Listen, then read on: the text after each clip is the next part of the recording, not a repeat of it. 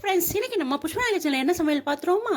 இன்னைக்கு நம்ம வீட்டில் லஞ்ச் பாக்ஸ் ரெசிபி சுட சுட புலாவ் பண்ணியிருக்கோம். அது கூடவே முட்டை கிரேவி வச்சுருக்கேன். இந்த முட்டை கிரேவி ரொம்ப சூப்பராக இருக்கும். புலாவுக்கு பெனஞ்சு சாப்பிட்டிங்கன்னா அவ்வளோ டேஸ்ட்டாக இருக்கும். வெறும் சாதத்தில் சாப்பிட்டிங்கன்னா கூட அவ்வளோ டேஸ்ட்டாக இருக்கும். இப்போ நம்ம புலாவ் எப்படி பண்ணலாம் பார்க்கலாம் வாங்க. ஒரு சட்டியை வச்சு எண்ணெயை ஊற்றுங்க.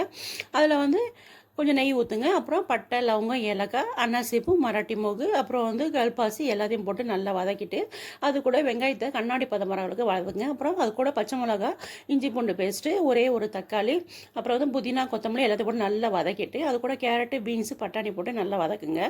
கொஞ்சம் போல் தண்ணி ஊற்றுக்குங்க. இந்த புலாவுக்கு முக்கியமாக நம்ம ஜீரகம் போடணுங்க. ஜீரகம் சொல்ல மறந்துட்டேன். ரொம்ப முக்கியமான இன்க்ரீடியன்ஸ் அதுதான். அதுக்கப்புறம் அது கூட தண்ணி ஊற்றி நல்லா கொதிக்கட்டும்.